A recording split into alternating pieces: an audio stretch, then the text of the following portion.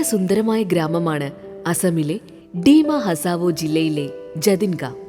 മനം മയക്കുന്ന കാഴ്ചകളും പച്ചപ്പും നിറഞ്ഞ അതിമനോഹരമായ ഭൂമി.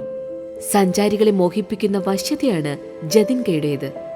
ബൊറേൽ മലനിരകളാൽ ചുറ്റപ്പെട്ട ഈ ഗ്രാമത്തിൽ 1,00,000 പേർ മാത്രമാണ് താമസിക്കുന്നത്.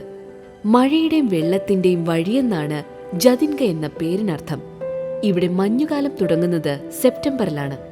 പിന്നെ ഇവിടേക്ക് സഞ്ചാരികളുടെ ഒഴുക്കാണ്. അതിന് രണ്ടുണ്ട് കാരണം. പ്രകൃതി ഭംഗി മാത്രമല്ല, നിഗൂഢത നിറഞ്ഞ മറ്റൊന്നു കൂടിയുണ്ട് ഇവിടെ. ദേശാടന പക്ഷികൾ കൂട്ടത്തോടെ ഇവിടേക്ക് പറന്നെത്തുന്നതും ഈ സമയത്താണ്. ജതിൻഗ പക്ഷികളെ കൂട്ടത്തോടെ വിരുന്നിന് വിളിക്കും.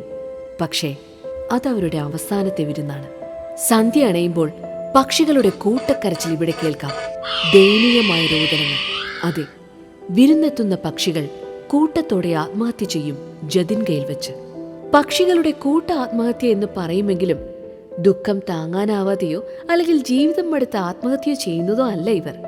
പിന്നെ എന്താണ് കാരണം?